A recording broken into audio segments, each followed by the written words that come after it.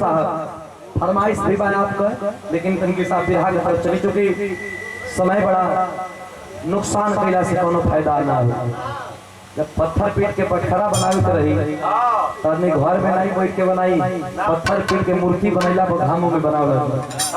आई master बिरहा में 4 line भूमिका पीरन खातिर लिखल गई बा, एकदम नई बिरहा बा। कैसे शैलेंद्र भैया वाह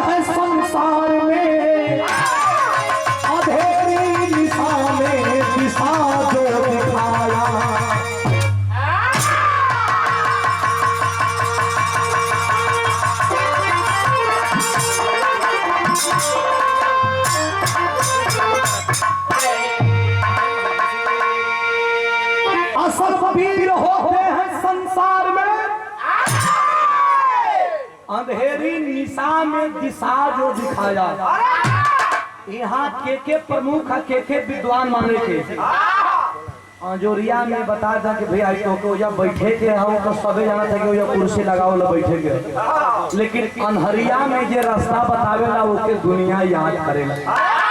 और वीर चट्टान को ठोकरों पर नचाया, अरे हिम्मत हिलाया जो हिमराज का। बारे कभी कहानी कहाँ कबा के करबा कैसन बा। एक बार की बात है, कौन किससे क्या कह रहा है मास्टर भैया सिटी वाले।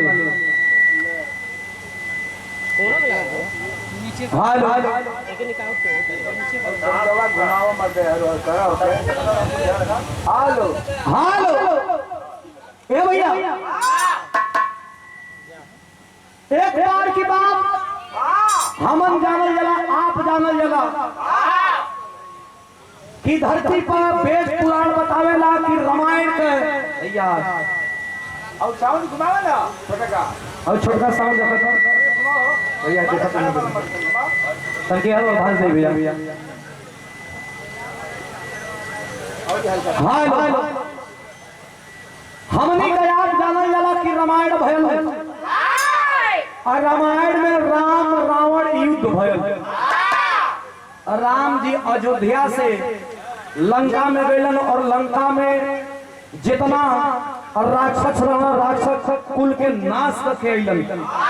जब राक्षस मरा गए, रावण मरा गए, तो राजा के बनल विभीषण के बनावल गए।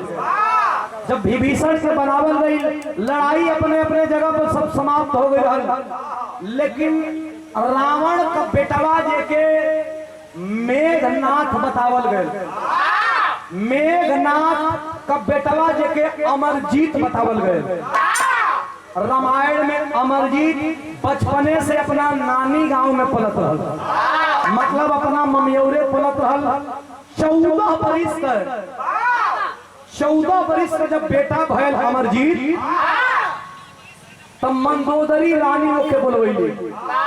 आज जब मंदोदरी रानी लंका में बोलवैली है, आज जब बोलवैली है, आई बा अमरजीत बेटा 14 बरिस की उम्र में लंका का सुन रहल कि लंका सोना का बा, लंका सुसज्जित बा। जब लंका में आए तो देखलस कि लंका का स्थिति बड़ा बेकार बा, पितर पितर बा के वो घर में दिया जलाए वाला नहीं खे।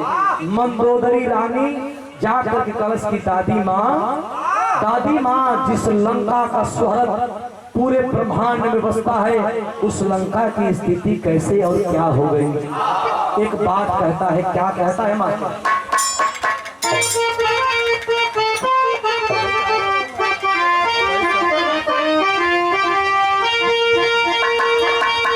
साधु भैया ये अंगुरी भिड़े ले रहता का कि यहाँ दिया तेरे दबा दे।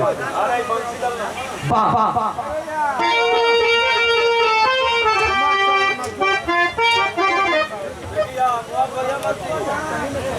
बंद करा नहीं तो 3-4 जीबी नेट वो खत्म हो जाएगा। 3-4 जीबी नेट वो खत्म हो जाएगा, बंद कर देंगे।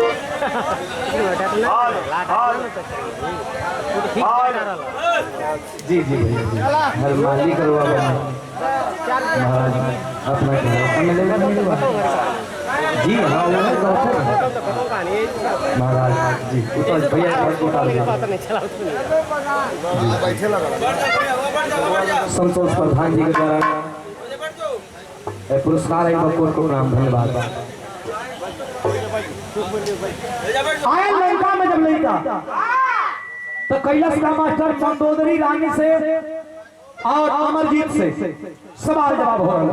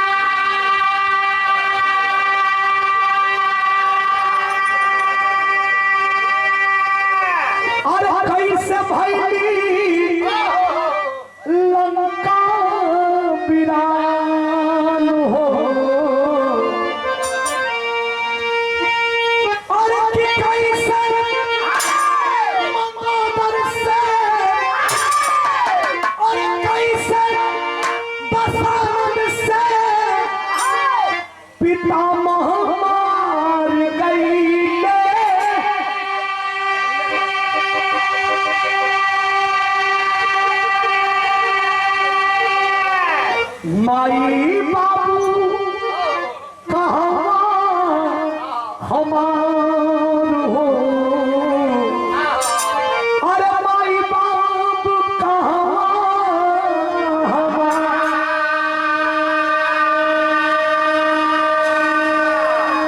मंदोदरी रानी से अमरजीत बेटा पूछ रहा है कि दादी माँ राजा रावण कहाँ है, दशानंद रावण कहाँ है, मेरा पिता मेघनाथ कहाँ है। मंदोदरी रानी रो करके एक बात कहती है, क्या कहती है भैया?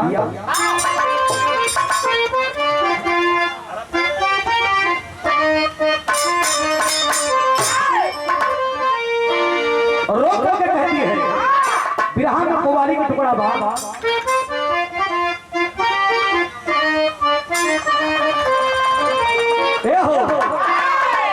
अरे भर दे झोली मेरी या मोहम्मद, लौट कर मैं न जाऊंगा खाली।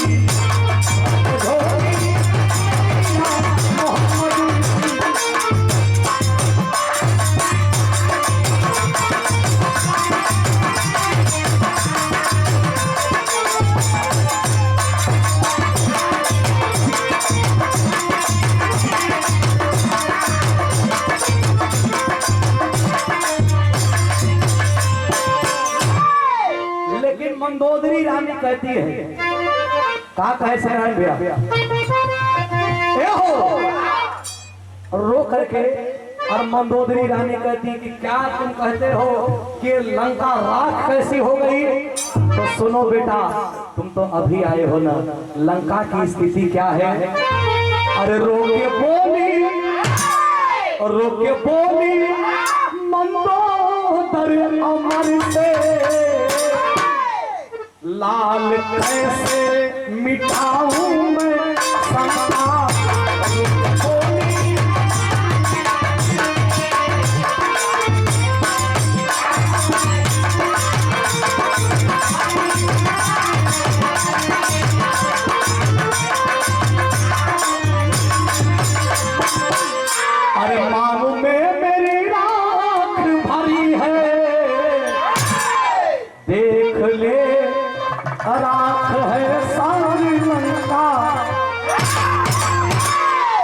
बेटा रो के बोली मंदोदर अमर से, लाल कैसे मिटाऊं मैं शंका, मांग में मेरी राख भरी है, देख में राख है सारी लंका। एक बात कहती है मंदोदरी रानी, क्या कहती है भैया?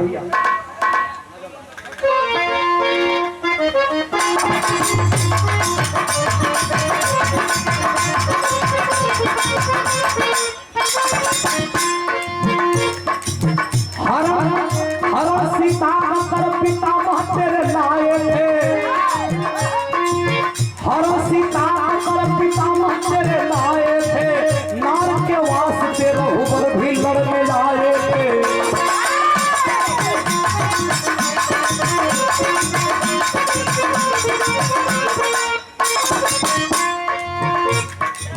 मिले श्री राम से भी भीषण मिताई करके, मिले श्री राम से भी भीषण मिताई करके, कराया कुल का नाश द्रोही बुराई करके।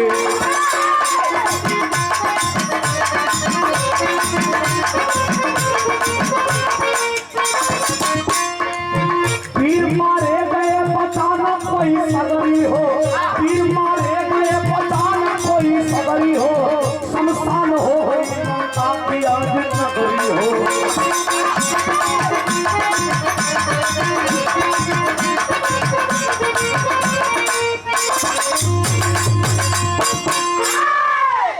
शैलेश कुमार हमारे गार्जियन जी के द्वारा और एक हमारे बड़े भैया के द्वारा सम्मान आशीर्वाद मिला है। कोट कोट प्रणाम दिल से धन्यवाद, आशीर्वाद की कामना ताज नहीं रहेगी। मंदोदरी रानी बताने लगी कि बेटा बड़े बड़े वीर मारे गए, लंका में युद्ध हुआ और उस युद्ध में तेरे दादा रावण भी मारे गए, तेरे पिता मेघनाथ भी मारे गए, पूरे लड़ाई को खत्म करने वाले तेरे दादा कुंभकर्ण भी मारे गए, और सबका द्रोही कुल द्रोही विभीषण है बेटा। विभीषण के नाम जब सुना है वो बेटा अमरजीत मेघनाथ का तो गुस्से में लाल होकर के एक बात करता है, क्या? जवाहिरलाल गुप्ता कोर की धरती से जे भैया भोजन देखिए, पहले भोजन भी चालू हो गई बा। अच्छा कम करो तो कम करो भैया। जे भैया भोजन करे के बाद नहीं भोजन कर ले थोड़े आशीर्वाद आईवा कोट कोट नाम। ए भैया लंका में जब विभीषण जब राजा बन के बैठल बाड़न, उनका नाम सुनलस लइका अमरजीत तक कैलाश का मास्टर विधा में कर ले।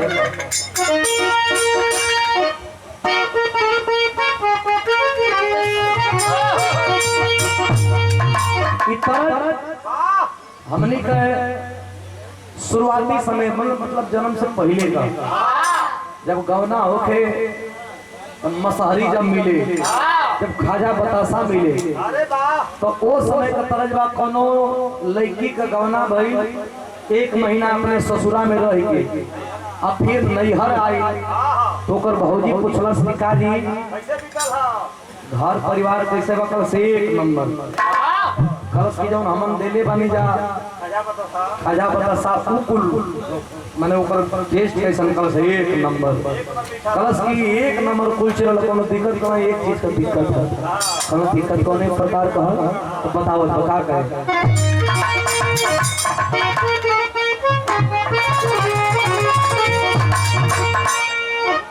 का कहे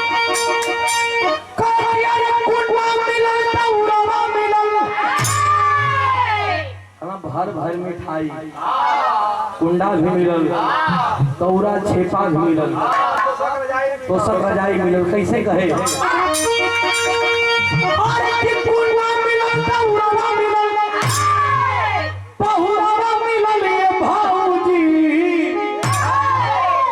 लेकिन रतिया से जरिया पंडियों